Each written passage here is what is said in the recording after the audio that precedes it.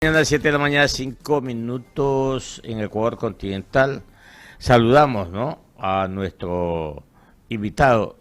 Yo confieso, primera vez voy a entrevistar a ¿En este serio? caballero. ¿Y Muy usted bueno, ¿eh? Muy bueno. Sí, ya lo hemos entrevistado en algunas quién ocasiones. es? Pedro Donoso, analista político. Es el doctor Politólogo. Pedro Donoso, pero El no le doctor, gusta que le así digan es. doctor. No le digo. Politólogo, Analista político, sí. analista político. Buenos días, bienvenido aquí a Caché Noticias, a Modular 92.7 en FM, allá en la provincia de Esmeraldas. ¿Cómo está? Gracias por estar con nosotros aquí esta mañana en Guayaquil, Ecuador continental y en el resto del mundo. ¿Cómo le va, doctor? Encantado, buenos días, Clever, Carlos, Joana, un gusto estar con ustedes. Bueno, comienza esta entrevista mi compañero Carlos Julio Sacoto. Usted, Carlos. Sí, ¿cómo está Pedro? Qué gusto saludarlo. Bienvenido nuevamente a Caché Noticias y Opinión. Esta semana ha sido interesantísima para el análisis político, ¿no? El día miércoles pasado, la Asamblea Nacional, digamos, no llegó a un acuerdo para formar esta comisión multipartidista para evaluar al CAL y para eventualmente relevar de su cargo a la presidenta de la Asamblea, Guadalupe Llori, pese a que en días anteriores se había al menos esgrimido una mayoría que se había juntado para este propósito. Desde UNE se decía una mayoría coincidencial y desde el bloque otra manifestación más del triunvirato de la conspiración. Finalmente no pasó absolutamente nada, faltó un voto. Hubo asambleístas que no se presentaron. Le voy a hacer una pregunta inocente. ¿Estamos hablando de sucesos fortuitos o del cálculo político de bancadas en la Asamblea Nacional?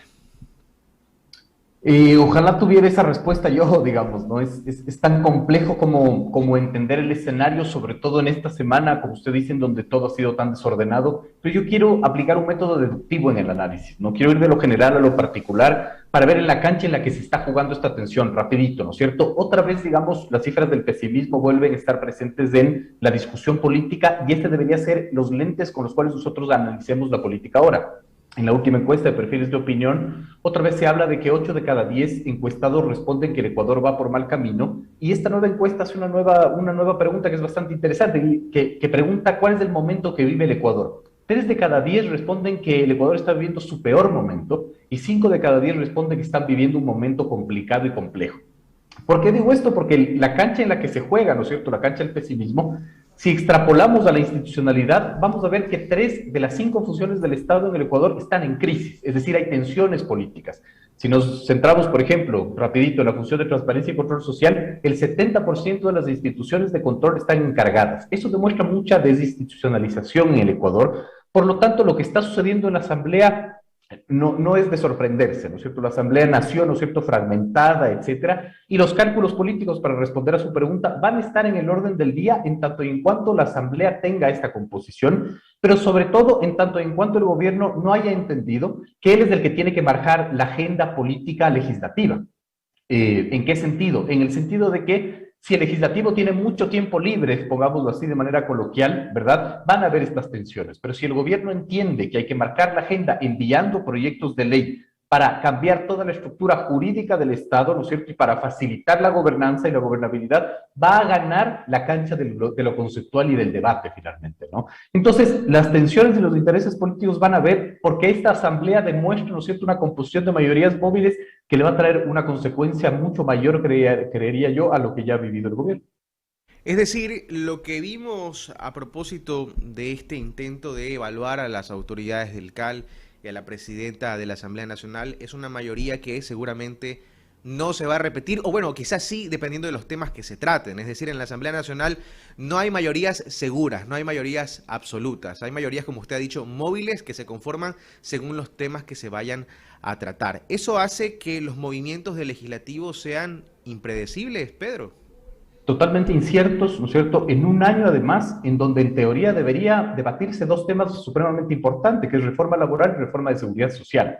Y el problema es que no solo que las mayorías son endebles, ¿no es cierto?, y que giran alrededor de una temática, sino que los bloques legislativos son endebles, ¿no? Es decir, la gran incógnita de la izquierda democrática, ¿no es cierto? No sabemos si es una bancada que se mantiene firme o se separa. Pachacuti, que es un enigma, siempre presente, digamos, ¿no? La composición es supremamente extraña. La misma bancada del Acuerdo Nacional es la bancada que sostiene al gobierno, ¿no es cierto?, que votó por las amnistías, ciertos miembros de esa bancada, y a la vuelta de la esquina el gobierno sale a condenar las amnistías. Es decir, el juego político es tan incierto finalmente que si el gobierno no lo toma y no toma, digamos, las riendas del legislativo en el sentido en que le estoy planteando, ¿verdad? Claro, va a ser absolutamente complejo la gobernabilidad a futuro.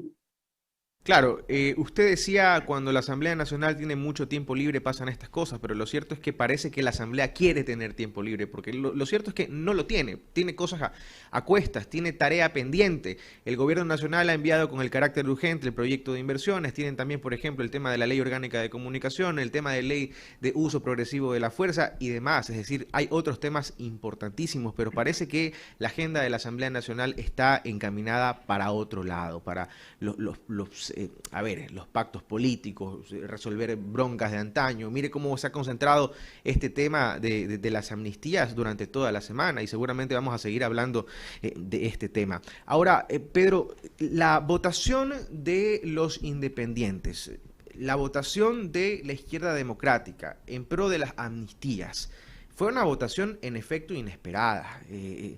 ¿Quién queda mal en este tema? Yo vi un tuit suyo que decía, esto no se puede analizar desde la óptica de los buenos y los malos, ¿no? Pero aquí alguien va a tener que pagar alguna factura, es decir, su imagen, su credibilidad, a su criterio, ¿quién sale más afectado en este capítulo de las amnistías? La primera reflexión que quiero hacer, que tiene sentido, después lo voy a explicar, es que en el Ecuador no hay asambleístas independientes. Eso no existe, ¿no es cierto? Porque de una u otra manera los asambleístas llegaron por un partido político y siempre hay que poner ese elemento sobre la mesa, porque, digamos, el empezar o cuando se autodenominan estos políticos asambleístas independientes, lo que quieren es borrar el registro de políticos y ese le hace un flaco favor a la democracia. Todo asambleísta que llegó al legislativo, ¿no es cierto?, en el 2021, viene auspiciado por un partido político y hay que decirlo, hay que ponerlo sobre la mesa. ¿Y por qué? Por la segunda consideración. El tema de las amnistías es un tema que se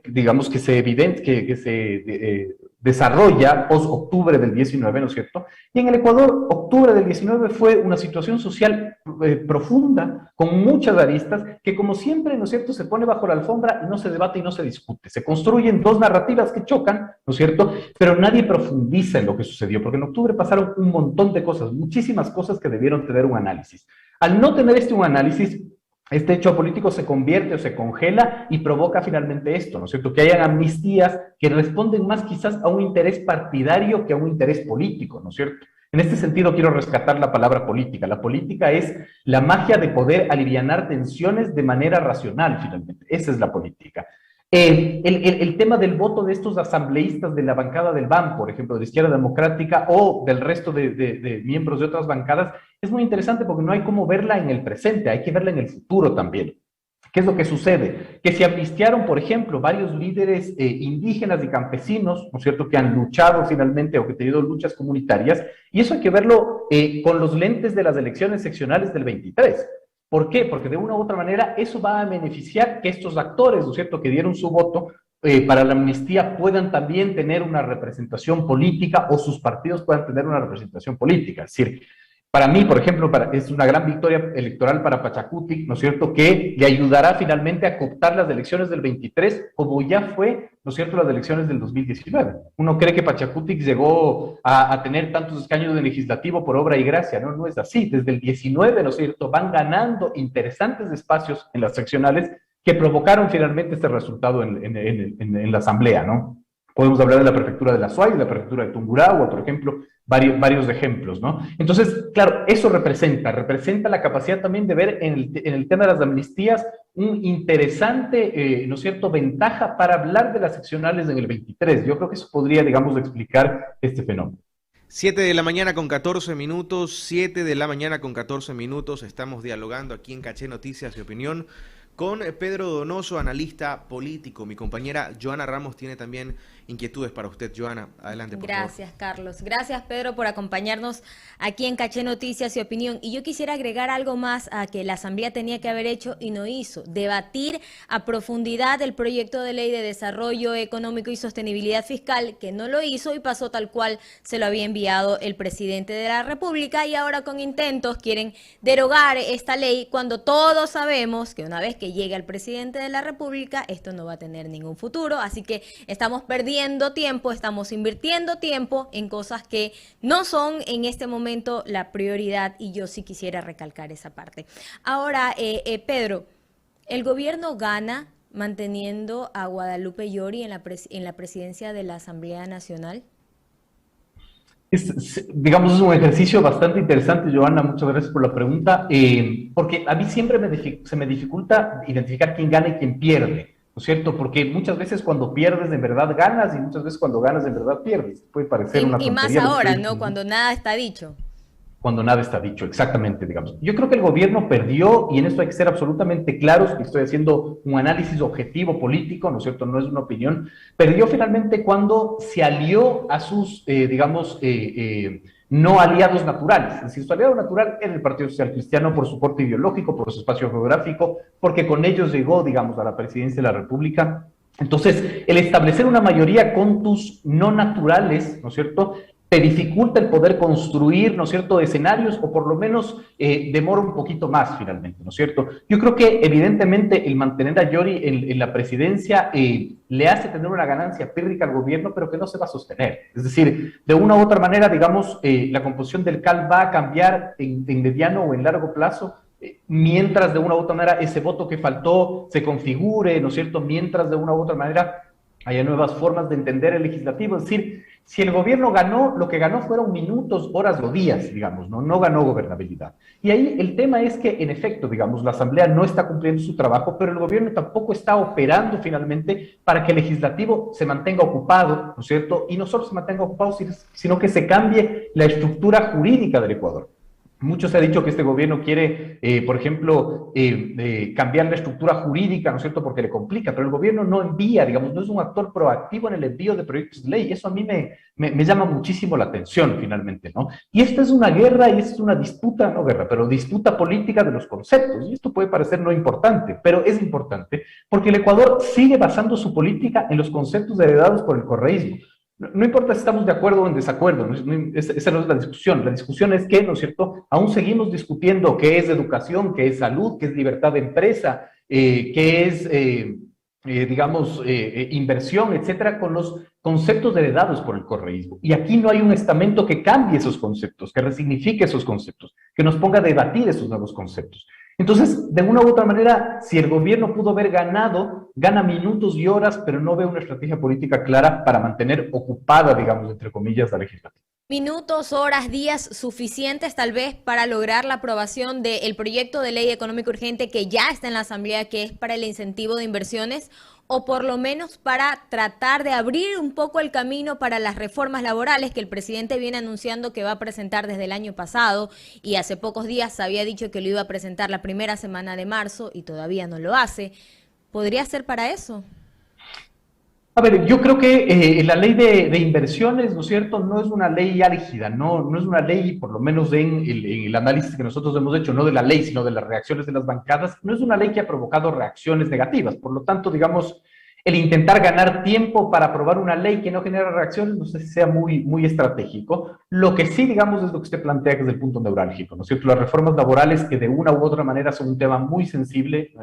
En los 90 eso, sería casi mala palabra, ¿no es cierto? Y que va a generar, sí, un gran debate y por lo menos, o por decir menos, un bloqueo dentro del legislativo, ¿no? Entonces, no sé en qué podría ganar tiempo el Ejecutivo para, digamos, aprobar las reformas laborales si el escenario no da finalmente. Es decir, de una u otra manera, salvo que pase algo inesperado, como fue, ¿no es cierto?, la torpe abstención de parte de UNES para que se apruebe finalmente la reforma tributaria, ¿no es cierto? Salvo que pase eso, yo no veo que hay, digamos, un margen de maniobra de parte del Ejecutivo para aprobar una ley de reforma laboral. No lo veo por la misma composición del Legislativo. Entonces, no sé para qué quieren ganar tiempo si es que, digamos, las condiciones no se dan para que haya una aprobación en ese sentido. Pedro, por un lado tenemos al presidente de la República diciendo se necesita esta ley para atraer inversiones que luego van a crear empleos, que van a traer 30.000 millones de dólares, no solamente del exterior, sino que le va a dar las condiciones necesarias y que se pide para que se pueda traer este dinero y se pueda crear y mejorar la vida de los ecuatorianos. Y por otro lado tenemos al presidente de la República diciendo no. A mí los empresarios no se me vengan a quejar si reducen sus utilidades, sus ganancias por el tema de la guerra en Europa. Los deja solos. ¿A qué está jugando el presidente de la República? No les sabría decir, es la pregunta más difícil que me han hecho, digamos. Lo que sí puedo, digamos, evidenciar es que el Ejecutivo primero se caracteriza por un tema muy interesante y muy complejo, que es no tener identidad. Es decir, digamos, uno no entiende exactamente a qué juega el Ejecutivo, qué es lo que quiere proponer finalmente, ¿no? Muchos han criticado la comunicación del gobierno. Yo creo que no es un problema de comunicación, y esto ya lo habíamos hablado, porque la comunicación es quizás lo menos importante de lo más importante, pero es la última cadena en el proceso. Si tú no tienes una claridad política, una identidad política y una estrategia política, es muy difícil que comuniques, porque no sabes qué es lo que va a suceder. Y esta no es la única contradicción, digamos, en el gobierno, ¿no? Hay varias contradicciones que además le hacen mucho más fácil a sus contradictores, ¿no es cierto?, el poder señalarlos, ¿no? Y el tema de la crisis en Ucrania y en Rusia es supremamente complejo. Yo lo ponía ayer en un hilo de Twitter porque, claro, no es solo finalmente el precio del petróleo que hace mucho más caro los derivados, es decir, la gasolina, ¿verdad? Sino, por ejemplo, también el tema de los fertilizantes. Y eso hay que ponerle mucho ojo. Es decir, el Ecuador depende muchísimo de la importación de fertilizantes desde Rusia, y Rusia ya ha anunciado que no va a importar fertilizantes a ningún país del mundo. Eso va a encarecer totalmente la producción agrícola en el Ecuador. ¿Cuál es el plan que nos presenta el Ejecutivo? No sabemos. ¿Qué es lo que plantea el Ministerio de Agricultura para eso? No tenemos idea, ¿no? Entonces, el problema es que el gobierno a veces parece gobernar en secuencia, es decir, cree que la gobernanza y la gobernabilidad política es en secuencia. Primero resuelvo lo de las vacunas, después lo del empleo, después lo de la economía, después lo de la inseguridad, sin entender, ¿no es cierto?, que la política es un árbol de varias ramas y que tiene que ser gobernada, digamos, al mismo tiempo. Me parece que de las vacunas no ha pasado, porque no tenemos resuelto el tema de la seguridad, no tenemos resuelto el tema de las medicinas, no tenemos resuelto el tema de la educación, no tenemos resuelto el tema del trabajo, y así la lista se va haciendo más larga. Muchos dicen que el presidente está ya en campaña.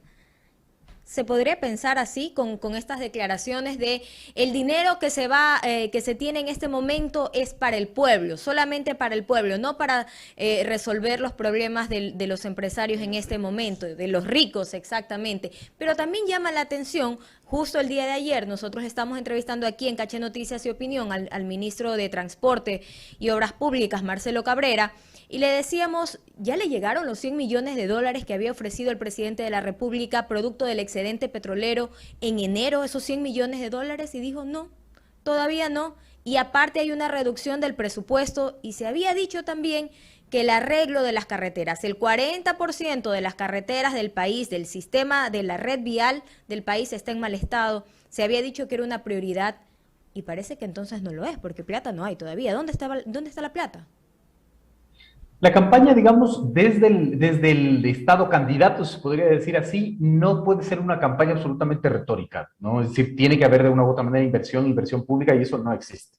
Entonces, si el Ejecutivo o el presidente está en campaña, lo está haciendo muy mal, porque una cosa es hacer campaña fuera del Estado y otra cosa es hacer campaña en el Estado, ¿no es cierto? Sobre todo cuando en un país con una cultura tan inmadura como la ecuatoriana, en donde creemos que todo es responsabilidad del Ejecutivo, todo lo tiene que resolver el Ejecutivo, y además con voluntad política, ¿no? Eso es, digamos, lo más grave del Ecuador, creer que todo se resuelve con voluntad política cuando hay estructuras mucho más complejas, ¿no? Pero lo que usted dice es cierto, es decir, yo creo que esos 8 de cada 10 ecuatorianos que sienten el pesimismo presente, que lo dice Perfiles de Opinión, tiene mucho que ver porque no existe o no pueden visualizar, ¿no es cierto?, que hay una resolución de sus problemas. Y la resolución de los problemas no se va a dar si es que no hay una inversión pública. Eso es, digamos, clarísimo finalmente, si es que no hay dinero. La política pública se hace con dinero, digamos, ¿no? Y eso es lo interesante, es Es como analizar la palabra o la frase gobierno del encuentro, ¿no es cierto? Eso puede ser muy, muy bonito, pero el gobierno del encuentro tiene que extrapolarse a política pública. ¿Y qué es la política pública? Planes, programas y proyectos que resuelvan el problema de la gente, que resuelvan la vida de la gente, y eso se define y se resume en dinero finalmente. Si no hay inversión pública va a ser muy complejo que el gobierno empiece a mejorar su credibilidad, su gestión, pero sobre todo que inyecte optimismo en la sociedad, que es lo más importante cuando uno gobierna. 7 de la mañana, 25 minutos. El analista político Pedro Donoso, aquí Caché, Noticias y Opinión, lo ha dicho o existe. Hay una crisis, si no crisis, hay problemas en la función legislativa, en la función de control social y en la función ejecutiva. Dicho esto, también hay un resultado. El resultado es que la función ejecutiva, el presidente de la República, ha logrado aprobar su ley de régimen tributario, ha logrado que le acepten la ley de inversiones, ha logrado que la ciudadanía en general hoy esté repudiando los resultados de la asamblea de ayer o amanecer de ayer, y de a poco la función ejecutiva va logrando sus objetivos, como se dice, calladito, calladito. ¿Cuál es la lectura del analista político Pedro Donoso? Es interesante porque es la otra forma de ver, ¿no? Es la otra forma de ver el vaso mitad lleno, quizás. Sin embargo, claro, yo voy al tema de estas victorias del día a día. Yo creo que le hacen mucho más complejo el trabajo del gobierno. Es decir, sería mucho más fácil que planteen una estrategia a largo plazo y que no tengan que estar sufriendo, me imagino, ¿no? A cada rato, digamos, ¿no? Parece, a veces siento que el gobierno es como la Liga Deportiva Universitaria de Quito ahorita, ¿no? Yo soy hincha de la liga, entonces es sufrimiento cada partido porque no sabemos qué es lo que va a suceder.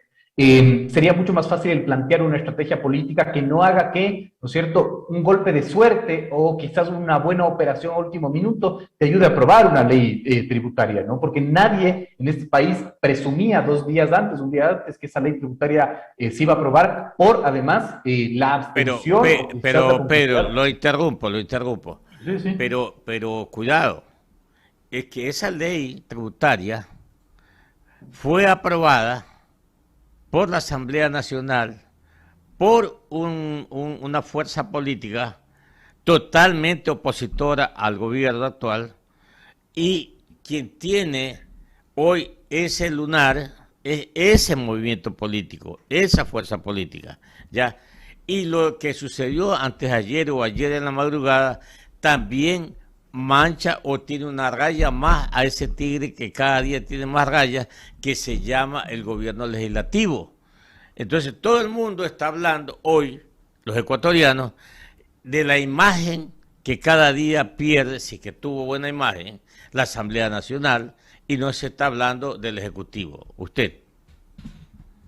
Es una otra forma de mirarlo también, digamos, ¿no es cierto? Es decir, a ver, ¿cómo se aprobó la reforma tributaria? Se aprobó con golpe de suerte, digamos, ¿no? No sabemos si hay pacto o no. Yo soy muy malo, digamos, para los libretos y para adivinar conspiraciones. Yo no me dedico a eso, ¿no es cierto? Pero fue un golpe de suerte. Es decir, si es que planteamos que otra vez irá a suceder, hay un alto margen o una probabilidad baja de que vuelva a suceder. El tema del legislativo, sí, y puede ser interesante que el gobierno esté trabajando finalmente para golpear, ¿no es cierto?, la reputación del legislativo, y para que quizás el escenario de una muerte cruzada a futuro le sea más fácil. Yo tampoco descartaría ese como un escenario, como una hipótesis, ¿no es cierto?, porque el análisis político se debe hacer con hipótesis, ¿no? Pero ahí el tema es que las cifras no lo están diciendo, que solo la Asamblea Nacional está perdiendo credibilidad, ¿no es cierto? Ahí vamos a los cuantitativos. Porque la cifra finalmente de 8 de cada 10 ecuatorianos se sienten pesimistas, le golpea al Ejecutivo. Y ustedes me van a preguntar, ¿pero por qué solo al Ejecutivo? Porque en el Ecuador de la poca cultura política, que era lo que yo decía, se cree que todos los problemas, ¿no es cierto?, tiene que resolverlos el presidente de la República, ¿no es cierto?, que el presidente de la República es el pararrayos de la solución de absolutamente todo, porque esa es la mentalidad del ecuatoriano. Entonces, si nosotros tenemos, ¿no es cierto?, que en la zona 8, Guayaquil, Daule, San Borondón, matan a 3.8 personas por día por muerte violenta, ¿no es cierto?, eso es regresar a ver específicamente al presidente de la República, ¿no? Si es que 7 de cada 10 no tienen empleo, ese es específicamente un problema del presidente de la República. Entonces, si el juego es desacreditemos al legislativo y vamos de a poco, ¿no es cierto?, en ese proceso tú también vas a estar desacreditado. Y ahí hay que ver quién va a ganar a la final, ¿no es cierto?, a la vuelta de la esquina, quién va a ganar. Y, por ejemplo, las elecciones seccionales de febrero del 23 van a ser un interesante termómetro para definir, digamos, estas hipótesis, ¿no? Muchas gracias al doctor Pedro Donoso, analista político que ha estado con nosotros aquí en Caché Noticias y Opinión y en Modular HF 92.7 en Atacama, Esmeralda. Un abrazo para usted. Buen fin de semana. Buen fin de semana. Y que Liga se siga recuperando. Creo que es casi imposible. Pero nunca se van a quitar esa vuelta olímpica del Lío del Astillero ahí. Le habla un barcelonista. No quiero conversar sobre eso. Un abrazo, que lo vaya muy bien.